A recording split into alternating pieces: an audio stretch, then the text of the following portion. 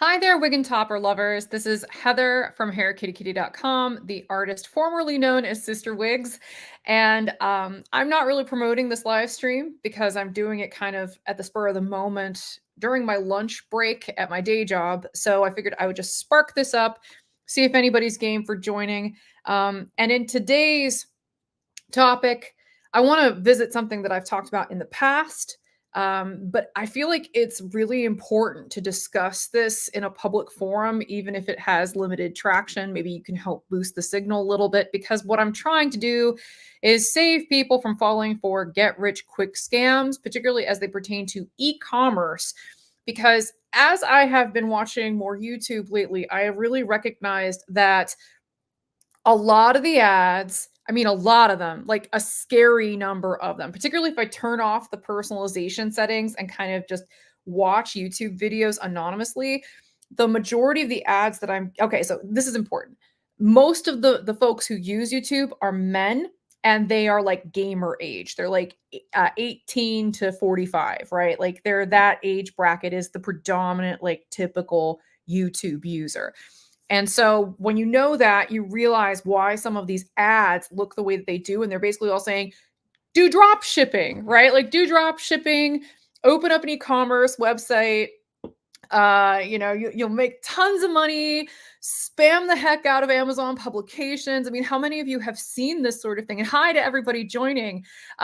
Really, I just wanted to kind of use some of my expertise with my experience at the wig store. We're going to talk about wigs, make this relevant to wigs so you can kind of understand some of the nuts and bolts of what go on with the math without actually having to do the math. I will do that for you, and I'll make it quick so it isn't like really boring for those of you who don't like math.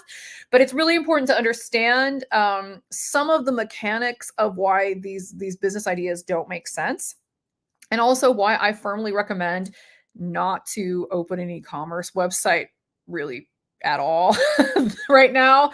I'm going to go into some of that rationale. If you have any questions at all while I'm talking, please go ahead and leave a comment. I do have that live. I'm going to make my points and then periodically stop to address some of the comments. So even if I'm not addressing you right away, please don't hesitate to just type something up. It's a pleasure to be talking to y'all and to spend my lunch break with you. But I wanted to specifically say hi to Penny and Serena if you are out there. We had a really interesting exchange earlier today, and some folks were asking, why I'm not quite as engaged as I used to be. There are a multitude of factors. I mean, one is definitely my day job. I'm still an influencer, by the way, but I'm just an influencer in another forum, right? Like LinkedIn is my weapon of choice these days because I'm more of like a B2B tech influencer. In fact, I get flown all over the world to talk about digital commerce, the economics of global digital commerce, as well as the technologies that are being created to meet that challenge head on. So even though the production value for this particular conversation probably won't be that intense, because again, I'm fitting it into a lunch break, the information in here, I think, is probably coming from a source that is highly credible for these particular subjects. So again, biased though. All right. So I wanted to just go ahead and move into this. So I wanted to share a little cheesy presentation that I made that I call 2024 e-commerce ouchies. And the reason why I'm calling it that is specifically because it enumerates all the different things that sort of fit together in this cute little pastel Venn diagram of pain points for anyone who's trying to go into digital commerce right now. And notice that the biggest bubble is this is the one I'm going to spend most of the time talking about. This is Chinese direct to consumer operations. By and large, these are manufacturers that are now selling directly to you.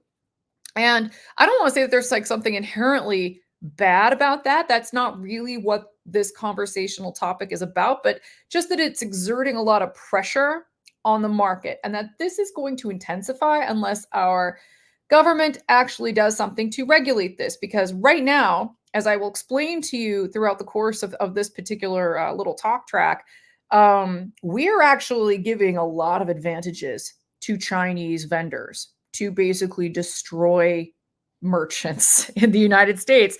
We give them tax breaks. We give them access to really inexpensive and sometimes free shipping where that is not reciprocal, right? Like if I were to try to sell in China, one, I wouldn't be able to at all. Like I would literally have to relocate my business and all of its data, and I would have to basically do all of it in China, and the Chinese government would be able to exert a lot of influence over what I'm doing with that customer data and what I'm doing with my store. But I mean, they're very, very, very strict over there about what it is that you need to do, the boxes you need to check in order to sell to the Chinese in the first place. So that's a non-starter from my perspective.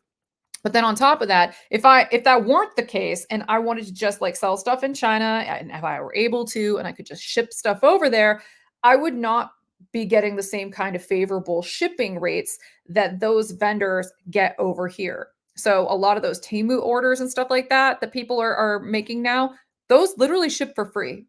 And the US government is essentially subsidizing this. Did you know that? Some of you probably knew that, but unless you're a commerce nerd like me, you may not have known that. And similar issues exist in other geographic locations, right? Like, for example, I've been complaining for years that sellers based out of the EU didn't have to file for US regional sales tax in the way that US based vendors do. So they could sell to my customers and they wouldn't have to sell with any kind of sales tax attached. And I mean, technically they were supposed to be doing that, but nobody was really enforcing it. And I would still have to pay the taxes for anything sold in the United States as well as anything sold outside of the country. So I was basically being taxed either way. It's really expensive to be in the USA and to run an e-commerce business. So that's something that a lot of people don't realize before they get into it. And that's just basically what that talking point is here. You can see I mentioned like marketing and ads. This is a huge pain point too. I'll get into a little bit more about that a little bit later. I view influencers as an extension of marketing and ads. They aid with discovery, particularly like product and brand discovery. But just like platforms, right? They're expensive these days. Like back in the day, I didn't even need influencers. Like in 2012, when I first launched my wig store, I could make my own content. And in fact, I was not the sole proprietor of the business. In fact, I had a business partner back then, and it was basically like on paper, the books, the business side of operations belonged to him. And so like that was basically de facto his business, but I owned the IP. I owned the face of the company. I was the key influencer of the company. And so I could make all that content and find an audience and be able to market my own products without really much of a problem. It wasn't necessarily the fact that other people got engaged with that was an issue. It was the platforms themselves, like Meta before it was Meta, and YouTube, etc. Like they changed. And there's actually this phenomenon that you may have heard of. If you haven't, it's an interesting thing to read about. I'm going to say a cuss word for a second, but that's because this word has a cuss word in it. It's been termed the enshittification of online platforms. If you've never heard that term before, check it out because it's pretty eye-opening. What that is it's a customer-facing view. So it's from your perspective about what happens when these platforms change their monetization models to become profitable. Because what a lot of people don't realize is that at the beginning of a lot of these online platforms, they basically give away everything for free. They do what in business we call loss leading, where they just kind of give things away for free to get you hooked on the product. Like crack dealers do very much the same thing in social media platforms too. And so you get social media, and it's really easy to build a following. All you have to do is post consistently and post pretty good quality content. All that good stuff that we've all heard a billion times. It's true when the platforms are new. It is not true as the platforms mature because they change their monetization model at some point to go, you know what? Our shareholders don't want us to keep loss leading. They don't want us to keep giving things away for free. We need to turn a profit. How do we do that? We act as intermediaries between the businesses on our platform and their consumers, the customers, the users of the platform itself. And so they turn the screws to the business to make it a challenge to actually reach your customers. A good example of this, and then I'll stop to take any comments that may have come in so far, but A good example of this is like, okay, let's say that you are somebody like me, right? Who is used to just posting on Facebook, and I built 20,000 followers like within about a 6-month time frame just because I was doing it early on in the lifespan of Facebook. I was one of the earliest adopters for that platform, so they made it really easy for me to actually find an audience and to build that following. But when the initiatification kicked in, they my posts wouldn't go anywhere. And in fact, people who were following me wouldn't see my posts anymore. It's just like on YouTube where they keep telling you to click the notification bell. It's because they stopped sending email notifications to you to let you know when your favorite content creators dropped stuff. And there is some practical utility to this, but make no mistake about it, it's part of the monetization model because what they slowly start to try to do is get those businesses to do that marketing work on behalf of the platform. And I've bemoaned this multiple times where, YouTube used to send my customers notices. It was very handy because I would just drop content and they would be alerted. And they have the means to do that because they own Gmail, right? But no, they want me to buy a Gmail account, like a paid Gmail account. They want me to pay for advertising in Google AdWords. They want me to optimize my website for mobile first indexing, which is very expensive to do. And that's like a whole nother discussion for another day. And then they also want me to send out emails to get people to come to their platform. And they will reward me algorithmically for bringing people to the platform and then making content that keeps them there. However, if I tried to do what I did at the beginning, where I would make content and do what marketers call funnel, right? Like, so they build like a sales or a marketing funnel, and the content is usually like the lead generation part at the top of the funnel, right? So I make the content, and then my hope is that I can direct people to my website, is basically what that means at the end of the day. Well, every time I do that, these platforms will algorithmically penalize me for taking what they perceive to be their audience off of their platform and into my website. And you've probably noticed that a lot of these platforms are starting to embed more shopping features into their platforms to become more like social commerce. That is a huge key to this. They very much want to be super apps. They want to be the place where you get all your entertainment, all your payments are done through their payment gateways, where you're doing all your shopping. You never have to leave their app, is basically the gist of it. And anything you do that incentivizes people to leave that app, they're not going to be cool with that. It makes it very, very hard to actually find your customers and market to them. And anytime you sell something through one of their platforms, they own the customer. So they own you, is basically the way this is stated. They own your data, they own that transactional history, and the businesses just kind of ship stuff and make some money off the top. It's like we're basically turned into secondary players in our own business. It's kind of nutso. I'm gonna stop and take some comments just in case anybody wanted to say anything. Hi, Colleen. Oh, you're very welcome for the sales. I know that's just a huge part of things too, so my pleasure. Thank you, Deidre, for mentioning that you are happy that we're talking about this. I mean, it's a big deal, and it's happening to not just wig businesses. It's happening all over the digital economy. I also know that to a lot of wig consumers, these kinds of topics go over like a lead balloon. Like, I know that I'm probably going to be talking to a relatively empty room the entire time that I'm talking about this, which, by the way, will have a negative consequence on how the rest of my content performs anytime I try to post it after this live stream. But I don't post regularly enough where I consider that a huge deal breaker. So I just figured I'd run with it anyway. But yeah, everything you do online now has consequences algorithmically. And if you don't do exactly what the platforms want you to do, you get dinged. And the shipping issue is ridiculous. Yes, I agree. And I'm going to go into more detail about that, Deborah. So I think I should probably just get to it, right? Okay, so just a couple more points here. I mentioned this about discovery. Discovery is broken. Like, it is broken, broken, broken. Because just think about like back when I started this, right? Like in 2012, Google was the primary weapon of choice. You could do your product search in Google and you would look around, and it would surface up websites and you would go look at those websites. Great.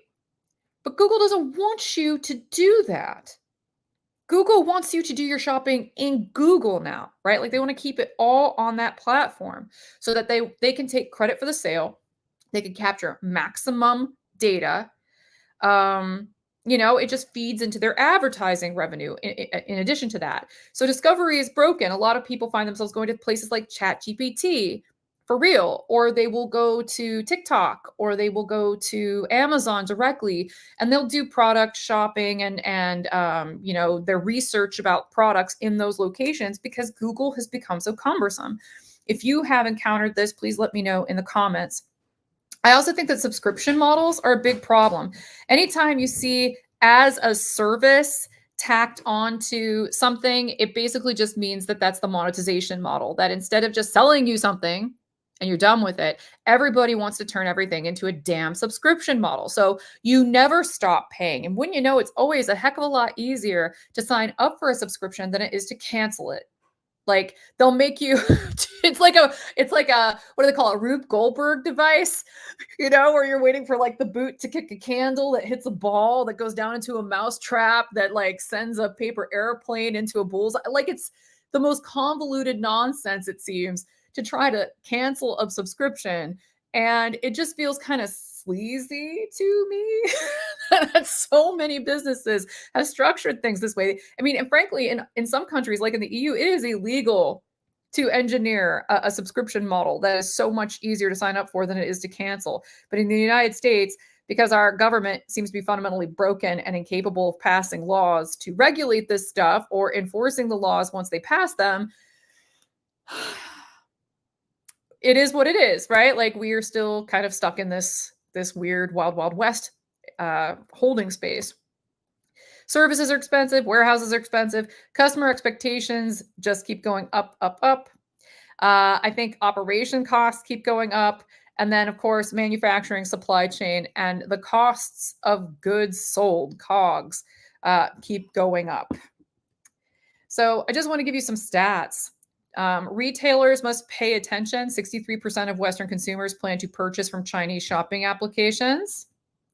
Salesforce research indicates that 37%, and by the way, I'm using Salesforce's research because it's public and I'm not allowed to use the stuff that I pull in my day job into these kinds of videos. So in case you're wondering why I'm not using my own source.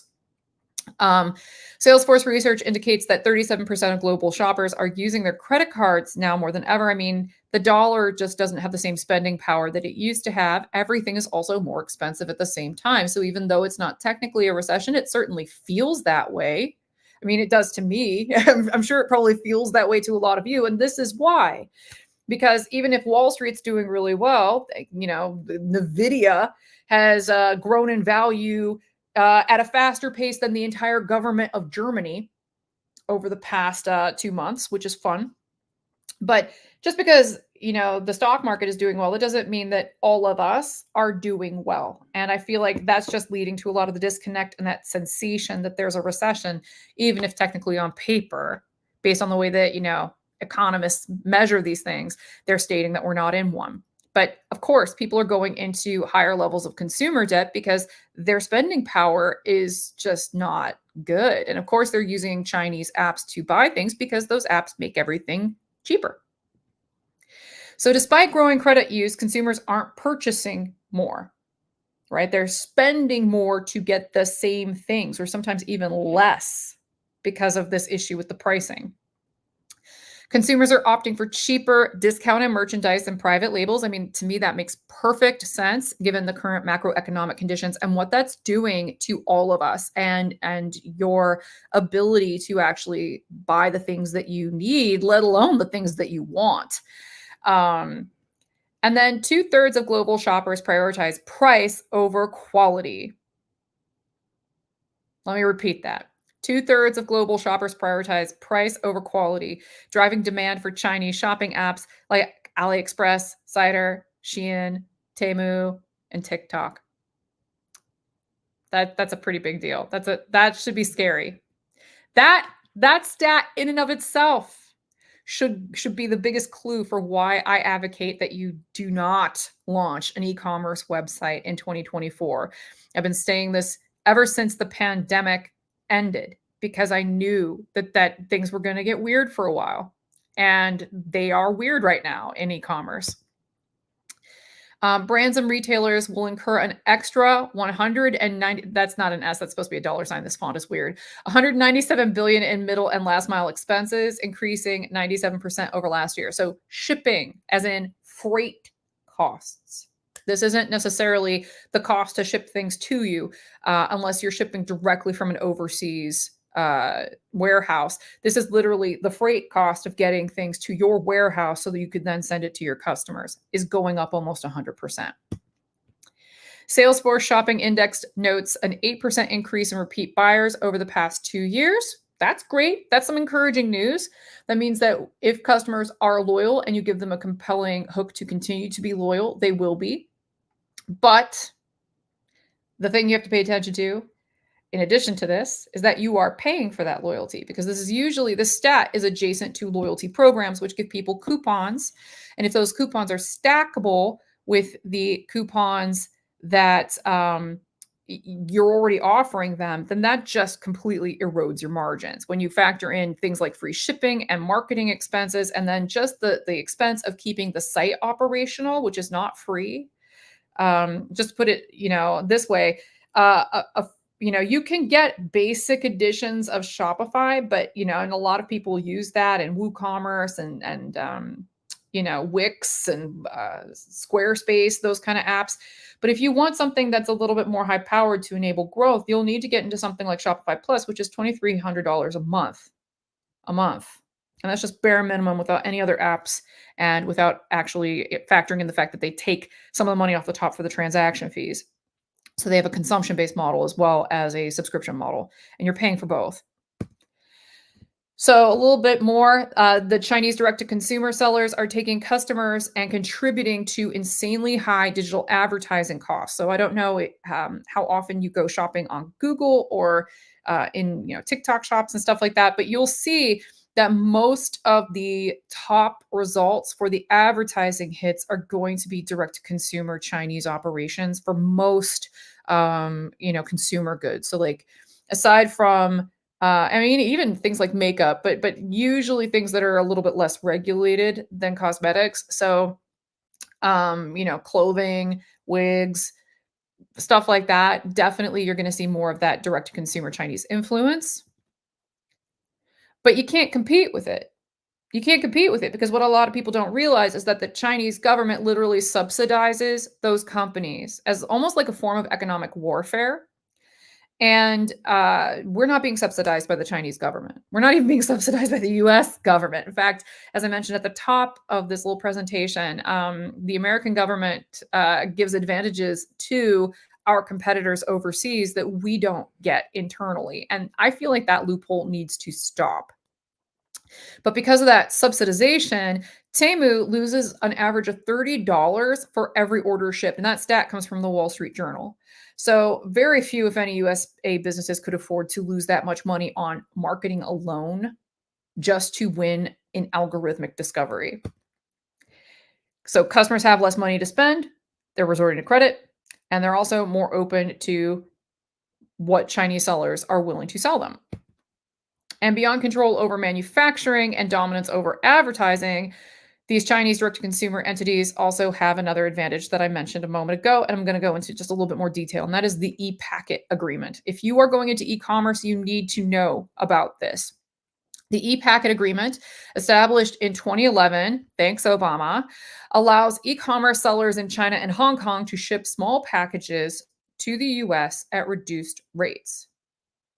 So if they need to send a lot of stuff, let's say you place a wholesale order with a Chinese manufacturer, you have to pay a lot of money in shipping, a lot, thousands, if not tens of thousands of dollars, just in the shipping. No joke. But if you order a couple things from Temu, Shein, those items are priced so low and you're ordering them in such low quantity that nine times out of 10, maybe even more often than that, there's no shipping cost at all for the sender. So they can offer you free shipping without taking any kind of hit to their margins for offering that. If I want to offer you free shipping, I'm paying for that shipping. No one's subsidizing that or giving it to me for free. So the US government subsidizes the shipping for direct to consumer Chinese operators, but does not do the same for companies in its own borders. This is facilitated by the Universal Postal Union, and this agreement is aimed to enhance the competitiveness of Chinese merchants by lowering shipping costs and improving delivery times and tracking. So, by giving them a competitive advantage, helping their competitiveness, what does it do to us? It neutralizes it a little bit. It neutralizes our advantage. So while it provides Chinese and Hong Kong sellers with lower rates for shipping small packages to the USA and other countries, US sellers generally do not receive the equivalent discounts for shipping similar packages to China. Salesforce suggests that loyalty programs, as I mentioned a few moments ago, can help with a lot of these dynamics, but they can't because that solution erodes your margins, just like the shipping erodes your margins and everything else erodes your margins. It's pretty brutal. And I just wanted to make that point. I think I've already made it, but I think that there's one big benefit to the loyalty programs from the business side of things, and that's that if you don't have one and all your competitors do, it looks bad. That's about it. So it's a really good thing if you're a loyalty app, but because the thing is, and it might be good for customers too, right? Especially if they can stack the coupons, but that stacking of coupons can destroy the margins on those orders for the merchant.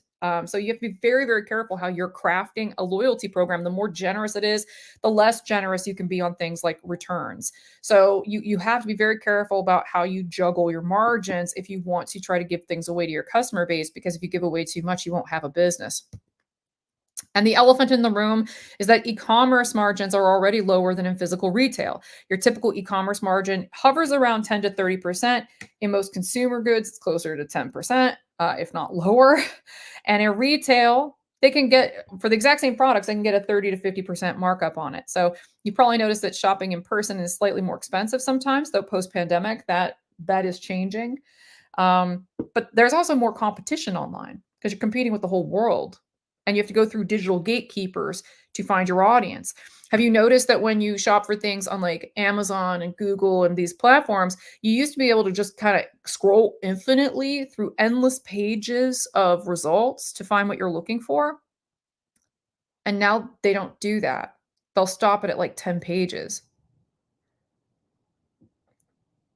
Yeah, it's not that all those other results disappeared, is that they wanna make it harder to compete, so that way you pay the platforms for the advertising.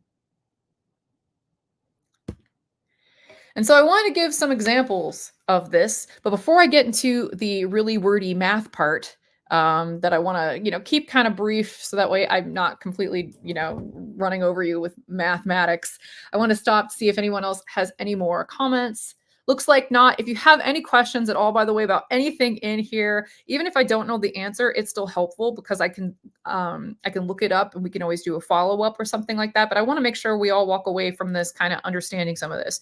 And don't worry, I'm not going to go note for note through all of the things that I have here on this slide. I just want to show you how I got to the numbers at the end. It's basically just me showing my work, basically. So I wanted to show you two different examples. Let's say that you are thinking about owning an online wig store and you want to sell synthetics or human hair, and you're trying to figure out what's the best way to do this. This is very, very, very simplified. And if anything, it's very conservative, right? Because I don't know if you've actually tried to source human hair wigs. So again, COGS stands for cost of goods sold. All right. So that is the cost of the product per unit if you're a business. All this is business math, by the way, so it's not consumer math. MOQ is a minimum order quantity. So this particular manufacturer requires you to order a minimum of 2 human hair wigs if you actually want to buy from them. And so this is actually low. I need to make that abundantly clear. Most of the time, if you're only buying 1 or 2 units of human hair, they're going to charge you, upwards of $500 per unit, if not more, depending on how many parts of that wig are hand tied and what kind of hair it is. Like if it's virgin and it's any shade other than black, like if it's lighter than a 1B or a 2, you're going to pay a pretty hefty price for that if it's legit. Um, and so, those wholesale can be over $1,000 wholesale. So, 450 per unit is very conservative when you look at it through this lens.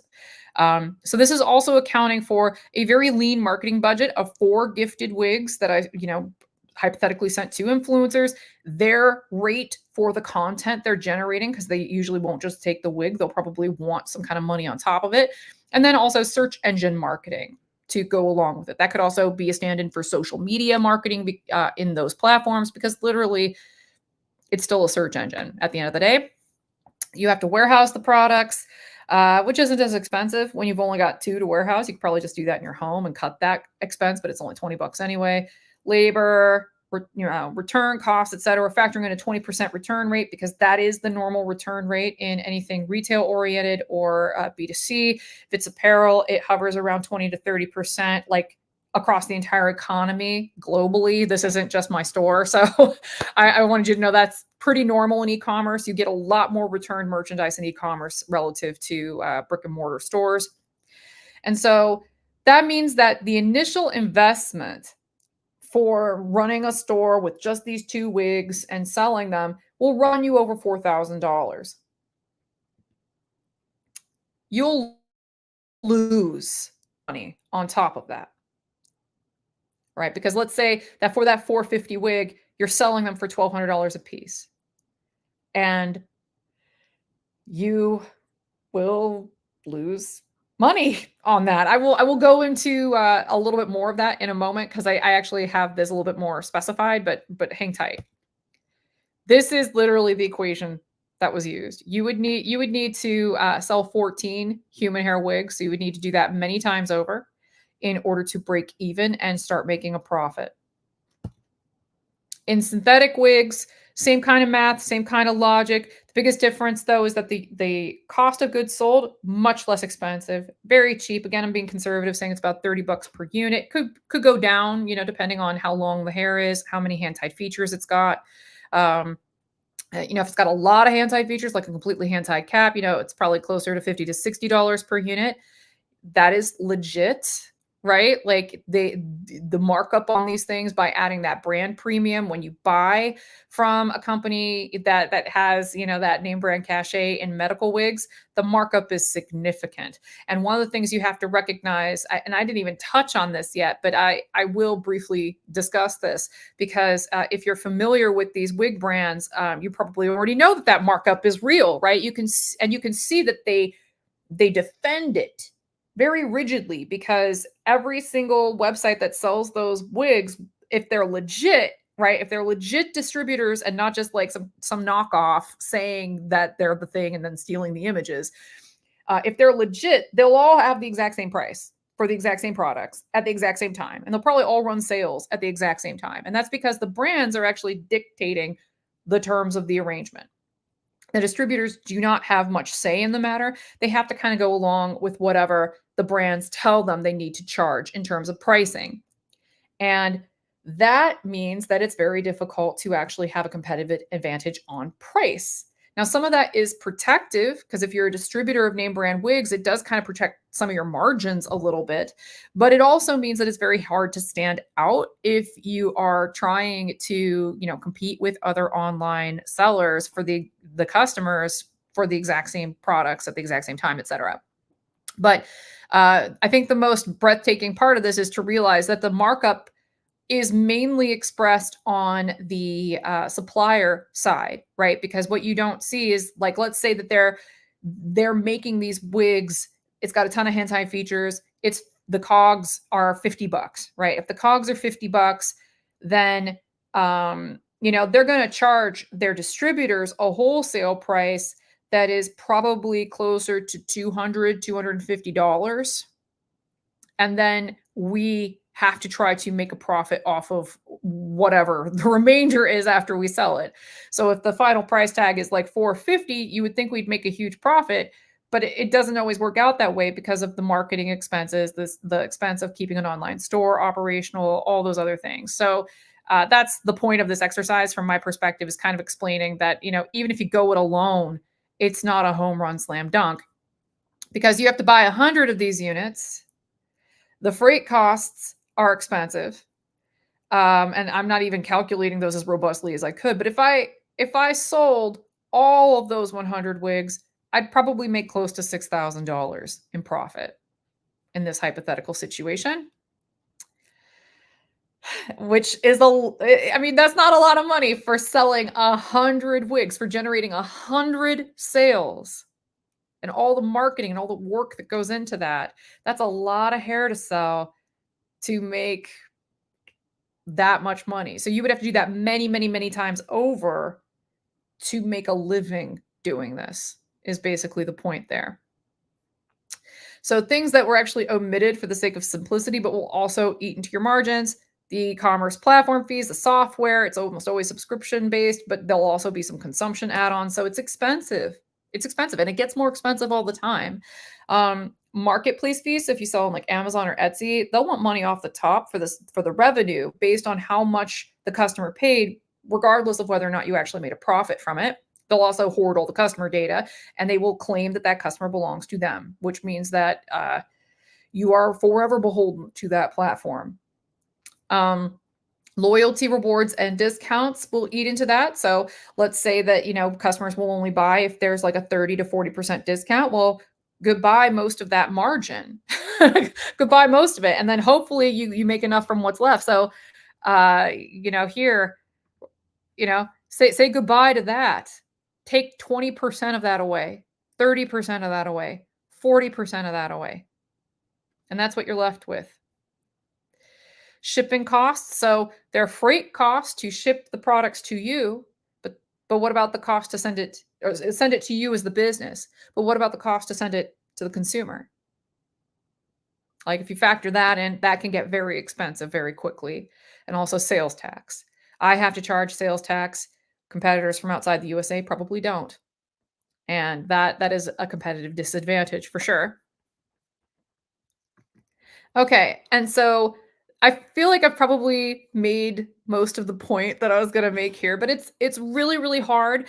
And when you are browsing YouTube, you are, listening to these ads where they're like, you could be a drop shipper. It's so easy. I make money in my sleep. That has not been a viable business model for a new business, not someone who's been doing it for a decade plus. That hasn't been viable in almost any product category. I want to say for over a decade. Like that ship sailed a long, long, long time ago. And it basically ended when those brands and those manufacturers that everyone was getting their drop shipping stuff from, right? Like how many of those are Chinese sellers now selling directly on Amazon Marketplace? Because what a lot of people don't realize is that Amazon tried to open up a version of Amazon China and it didn't work because the CCP was like, no, you can't do that. We're not going to let you because we have our own homegrown marketplaces, Alibaba, Pinduoduo, like WeChat, name it, right? We've got our own marketplaces. We don't want you opening up Amazon here to potentially hurt them. And plus they made Amazon jump through a bunch of hoops that Amazon wasn't going to jump through because Amazon likes being in control. They can run our government ragged, but they couldn't do it over there. And so what ultimately ended up happening in a nutshell was that instead of closing up shop, Amazon decided, you know what? We're going to keep our marketplace active. So there is still a live version of Amazon in China, but it sells imported goods from the United States. And so it's one of the few places where you can actually get imported goods from the United States on a reliable basis.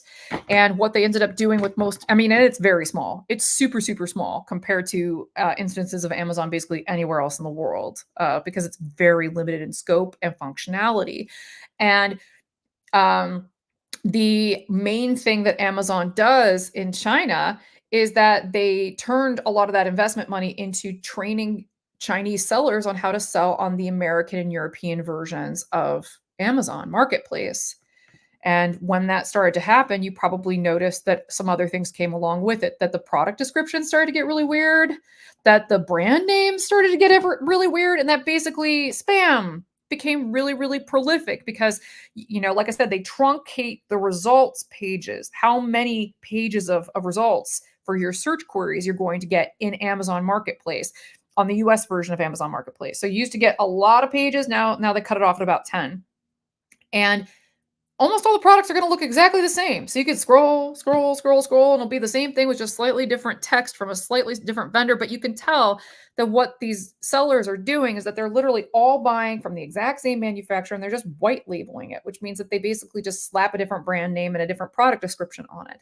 So you'll see the exact same gaming chair 20 times over, the exact same, solar light fixtures for your garden over and over and over again. And so the variety disappears when that used to be part of the cachet of shopping in places like Amazon, was that you would get a lot more variety, and that infinite aisle sort of experience, and it's just not there anymore.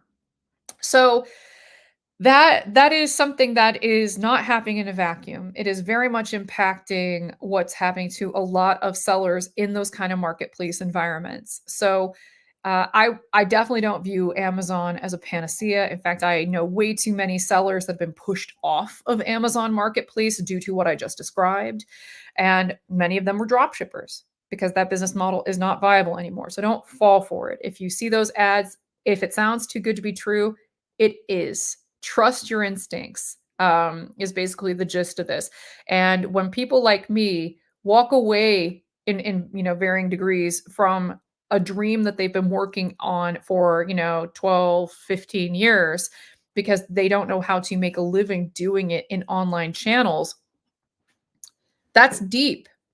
And so this brings me to the last thing, and I think this is probably the most relevant thing to our little pocket of the wig industry. It's the thing that, beyond all the factors that I just mentioned, probably was the most aggressive driver for pushing me out of my own market, in medical wigs. I'm not completely out of it. As you've noticed, my store is still operational, but it's more of like a side hustle these days as opposed to my primary bread and butter. And one of it is, as I've mentioned a couple times, the institution of YouTube, right? Like YouTube used to do a lot of the heavy lifting to help me promote my store. Now they're putting me in a squeeze because they want me to pay them for advertising. They want me to constantly churn out content and then also pay to boost the signal of that content. And I'm sorry, there are only so many hours in the day, and I choose to spend some of those on things that aren't necessarily going to be revenue generating for a company that doesn't give a crap about me, i.e. Google. So Alphabet, whatever you want to call it. I'm just kind of sick of feeling like I'm like, you know, a slave to those platforms. But the other thing that is driving this is another businessy, jargony term, and that is called vertical channel conflict. I have probably mentioned this in passing before, but I'd like to tell you a little bit about what this means before I end this video. And if you have any questions about this, as long as it's not like trade secret sensitive, I would be happy to answer it. So feel free to leave a comment if you like. But vertical channel conflict happens when you are a distributor of, let's say, name brand wigs, and your suppliers start selling directly to your customer base. Now, sometimes this is very obvious, right? Like when Estetica opened up a shop to sell direct to consumer on Walmart.com, that's pretty obvious, right? That they're selling directly to customer bases that used to belong to their distributors. And it made it a lot less attractive for their distributors, whether that's me or any other wig store selling Estetica products. It made it a lot less attractive for us to want to sell on Walmart.com because we knew that we wouldn't be able to compete with Estetica directly. They've got much better margins as the controllers of the brand. And I would imagine to a certain extent their own manufacturing. Like they just have a lot more pricing power than any of their distributors do. Well, they weren't the only ones. The direct route is actually what you're going to see less frequently than the indirect route. The indirect route is when companies like HarryWear buy a lot of little wig stores, flood them with money, and tell them to go spend it on influencer campaigns. Because and they've made press releases about this, particularly when they bought the wig company. They made a whole PR blitz out of it. It was a use case for them to tell their shareholders about. Look what we did to this sleepy little wig store. We turned it into an Instagram behemoth, was basically the storyline there. And if you Google it, as much as I'm ragging on Google, you'll be able to still see those PR blurbs that HarryWear put out when they bought the wig company. So The thing is that they didn't just do that with the wig company. They did it with basically a lot of the competing wig stores that I was up against that had poached or had interfered with influencer agreements that I already had with other influencers online. So please read between the lines there. Like those companies, those stores are not entirely independent. They are owned, at least in part, by one of these two big wig conglomerates. It's part of their strategy. And again, they have a lot more pricing power. So what they do is they inflate the price of the influencer engagements, but only for the ones that actually have traction, because it's kind of like an interesting little weird thing that happens. As these platforms, so the YouTubes, et cetera, get enshittified, what ends up happening is that the number of influencers who actually get traction kind of get turned into just a handful, like maybe 2 or 3. And those are the folks who will have their content constantly in the recommendeds feed. Anytime you look for a specific topic, either on Google or on YouTube, that those people, their content will surface. To get to that level, you need to have a constant, steady supply. And one thing that I never had was a constant, steady supply that a manufacturer was providing to me. I always had to pay for it out of pocket. And even when I was engaging with other influencers, I would still have to pay those suppliers out of pocket to send those influencers those products. Can you tell how unfair that is? Like, they would be sending stuff to people who worked for me for free, but they they would make me pay both ways. And I would push back against that and go, well, this isn't cool. Well, what's going on here? You know, it's like, what do they say? It's like gaslight girl boss or whatever it is. It's like that vibe kind of came across loud and clear. And this is what vertical channel conflict is. It's when your suppliers decide that they want more control over that entire vertical. And they can either go up the vertical and control the manufacturing, or they can go down the vertical and they can actually start getting into consumer channels and selling directly to you. And I can tell you right away which one's less expensive and easier to do. The latter, the one that they did. It is much, much harder to go up the vertical and to control your own manufacturing, because these are essentially fast fashion brands at the end of the day, and they own very few of their own factories, which is why there's so many product inconsistencies. And I gotta kind of leave it at that. I did see a couple more comments come in, so I would like to address those before I end my lunch break. Tracy says, thank you for discussing this. I will definitely watch you for more content. Oh, thank you. I appreciate the validation, Tracy, because this is the sort of stuff that I do all day, every day in my professional life. I am literally like an economist, statistician, commerce nerd. This is what I do all day, every day, except I do it for, digital commerce software markets, but I have to know a lot about that macroeconomic situation to be able to discuss these things. And so it was surreal watching these things happen to me in my own business, because I was already very conversant in these things, and so I would be able to call it what it was when I was talking to my suppliers and say, aren't the optics of this are bad. The channel conflict needs to stop. There is obvious conflict here. And to be told that, by people who probably did not know what any of these terms meant, that I was misperceiving things, felt very egregious to me at the time, and obviously still does. But thank you for mentioning this, because I would love to be able to talk a little bit more about these topics, but I often wonder how appealing it is to folks who originally came here for the wig stuff. So thank you, Tracy.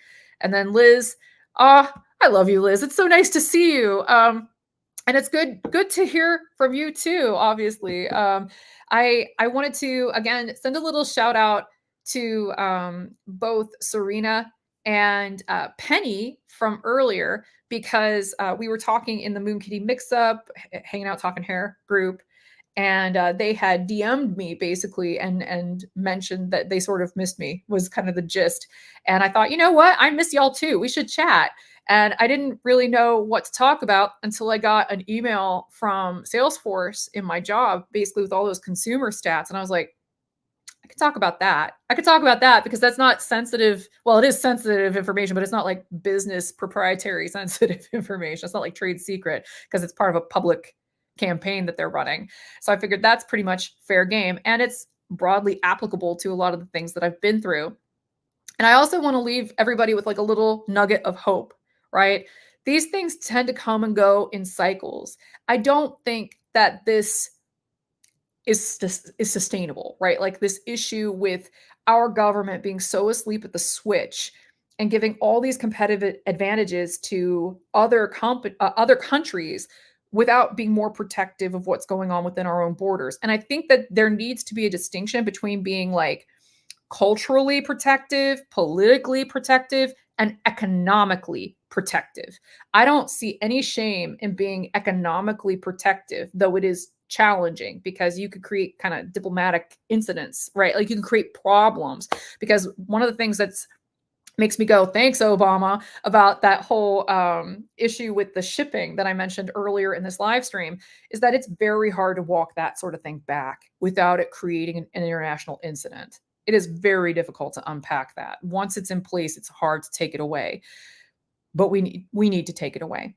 And we need to demand more reciprocity, particularly if it looks like these initiatives are working, right? Like the whole goal was to make it easier for other countries to compete with the United States. That's cool as long as it is not entirely at the expense of all of the small businesses propping up the entire United States economy.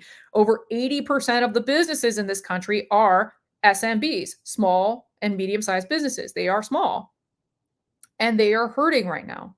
And frankly, the punchline of all of this is don't fall for scams and don't go into e-commerce. Open up a brick and mortar store, even if it's in your garage. Just make sure you're not violating zoning laws or something like that. But if you really want to start a business, do it locally. Right now, it's a lot easier to do it locally. You'll have a much easier time getting traction in search results. You'll have a much easier time finding a core audience of local people. Will you do crazy amounts of volume? No, the volume happens online, but you have to compete for it, and the competition could break you, could make you bankrupt. So I don't recommend that. Start small and work your way up. Basically, do the opposite of what I did because what I did was I started in e-commerce and I've been gradually trying to work my way towards a brick and mortar store, and it's just a completely different skill set. It's just really rough, and um, I still want to do that someday. It's just a matter of time. I bought a house with a garage that I plan to turn into like an elaborate she shed. I want to make it real cute, make it turn into like a little salon. I already know I'm not going to be violating zoning laws if I do this, but it's just a matter of time and bandwidth. Just got to be a little engine that could and plug away at it. But if you are starting off from scratch and you don't know what to do, start local, start in person and make relationships a priority, right? Because that's the other thing. Doing business online can be very, very impersonal. And doing it in person, obviously, it's a little bit more intimate. But that helps with the loyalty without gimmicks because it's real. Because those people get to know you, they get to trust you for real. And that trust is easier to establish in the real world than it is online. The internet is a very cynical place. So thank you so much for your time. It's been an absolute pleasure to see you again. And I know that these kind of videos are a little esoteric by WIG community standards. So if you would like to see more content like this, if you have any questions whatsoever, any homework for me where you would like me to do a little bit more of a deep dive into the topic, please let me know. I'm very happy. I want to make sure that, I'm fulfilling my end of the bargain, whether or not it's like a promotional push for my business. I want to help us all become better consumers. And that requires a certain level of education because honestly, the less you know, the more you spend, and the better that is for most businesses. I mean, I think we all kind of know that fundamentally, but I feel like, if anything, it's almost freeing that I make most of my money these days from doing consulting work as opposed to selling wigs because it kind of helps me get through that perceptual wall where people automatically think that everything I'm saying is to sell something. In this case, clearly, this is at cross purposes with that agenda. But it's because if you know what you're up against and you can kind of see what's going on, you can then help other people because people do fall for these scams where they see these ads with Mr. Beast or these ads, for drop shipping and spamming, the content farms on Amazon publishing, right? Like People do fall for that, and we need to help them avoid it because it is not worth it and it's not real. All right. Thank you so much. I'll talk to you again later. Bye bye. Love you guys.